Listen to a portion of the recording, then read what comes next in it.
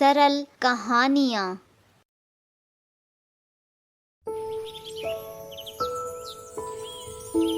माया और रानी बचपन से एक दूसरे की बहुत अच्छी सहेली थी। उन्होंने अपना स्कूल और कॉलेज सब एक साथ ही पूरा किया था। दोनों हमेशा एक दूसरे के साथ रहती थी, लेकिन दोनों के स्वभाव में जमीन आसमान का फर्क था। जहां एक तरफ माया को पैसे के अलावा कुछ भी नहीं दिखता था, तो दूसरी तरफ रानी को पैसों से कोई मतलब नहीं था। कई बार दोनों में पैसों की बात को लेकर लड़ाई भी हो जाया करती थी।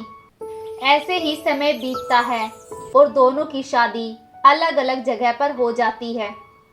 एक दिन माया अपने पति से कहती है, दिनेश, आज तुम फिर से जल्दी घर आ गए। अरे कभी तो ओवर टाइम कर लिया करो ताकि थोड़ी एक्स्ट्रा इनकम हो जाए। यार कैसी वाइफ हो तुम। यहाँ सबकी वाइफ ये सोचती हैं मेरा पति जल्दी घर आए, थोड़ा टाइम दे, लेकिन तुम्हें पैसे के अलावा कुछ भी दिखाई नहीं देता। दिनेश जी, पैसों के बिना आज के टाइम में कुछ भी नहीं है। अच्छा, पैसा तुम्हें इतना प्यारा है? अगर तुम्हें पैसे और मुझ में से किसी एक को चुनना हो तो तुम किसे चुनोगी? दिनेश जी, ये भी कोई पूछने वाली बात है?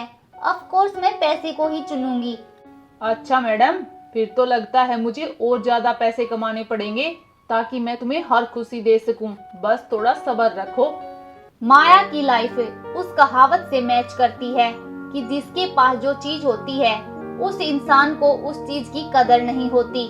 ठीक वैसे ही माया को भी पैसों के आगे अपने पति का प्यार और केयर उसे दिखाई नहीं देता था। वहीं दूसरी तरफ उसकी दोस्त रानी, जिसे इन सब चीजों की कदर थी, लेकिन उसकी लाइफ में ये चीजें दूर दूर तक नहीं थी। इन्हीं बातों को लेकर रानी कभी कभी अपने पति से लड़ाई भी कर लेती थी। ऐसे ही कुछ दिन बीत जाते हैं। फिर एक दिन रानी का पति नकुल देर रात ड्रिंक करके घर आता है। आप कहाँ थे इतनी देर तक? कम से कम फोन करके बता तो दिया करो। अरे यार, क्या ये तुम मिडिल क्लास वाली बातें कर रही हो? मैं एक बिजनेसमैन हूँ, मेरे टाइम का कुछ नहीं पता। और तुम इतनी टेंशन क्यों ले रही हो? आराम से रहो तुम यहाँ। तुम्हें किस चीज की कमी है? अरे यही तो प्रॉब्लम है जो आप आज तक समझ नहीं पाए कि मुझे किस चीज की कमी है। मुझे बस आपका साथ चाहिए। अरे तुम्हारे साथ ही तो हूँ, और मैं तुम्हारे लिए तो ये सब कर रहा हूँ। अरे मुझे नहीं चाहिए इतना पैसा, मुझे बस आपका थोड़ा वक्त चाहिए। अरे यार, अजीब हो तुम भी। सबकी वाइफ कहती है कि पैसे कमाओ, और एक तुम हो जो जिसे पैसों से कोई मतलब ही नहीं है। अरे मैडम, बिना पैसे के इस दुनिया में कुछ भी नहीं है। जरूरत से ज्यादा पैसा भी इंसान के लिए अच्छा नहीं होता। अरे यार, मैं तुम्हारे ये प्रवचन सुनने के मूड में तो बिल्कुल भी नहीं हूँ। मैं जा रहा हूँ सोने।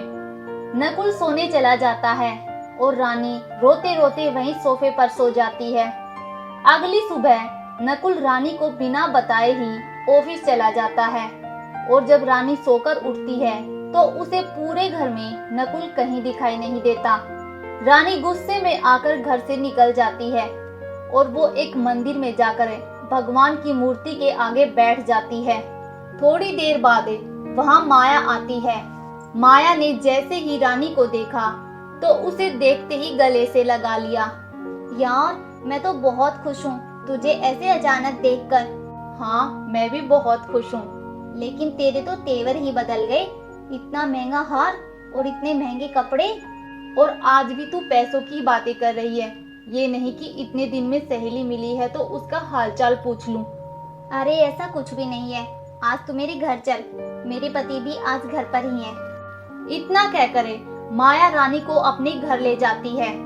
सभी एक साथ बैठकर बातें करते हैं। कुछ देर बाद माया चाय लेने किचन में चली जाती है। रानी, तुम तो माया की बेस्ट फ्रेंड हो। आज उसका जन्मदिन है, तो आप बताइए ना, मैं उसे ऐसा क्या गिफ्ट दूं जो वो खुश हो जाए। अरे दिनेश जी, आप उसके पति हैं। आप उसे जो भी देंगे उसे वो अच्छा ही लगेगा। आपसे ज्यादा जरूरी तो उसके लिए कुछ नहीं होगा। अब मैं आपको क्या बताऊं रानी, माया को पैसों के अलावा कुछ भी नहीं दिखता, मैं भी नहीं।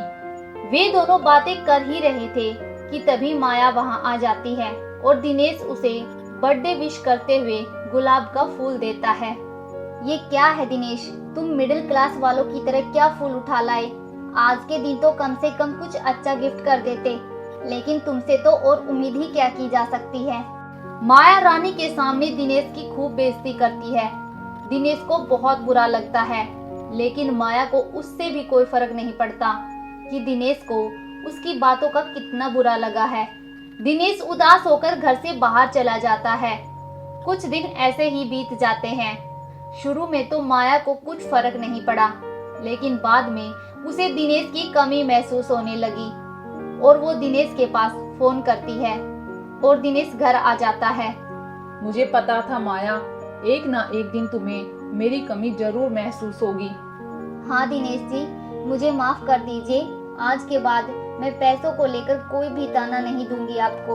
अब मुझे एहसास हो गया है कि पैसा ही सब कुछ नहीं होता। और इस तरह माया को अपनी गलती का एहसास हो जाता है और वो दिनेश के साथ खुशी खुशी रहने लगती है।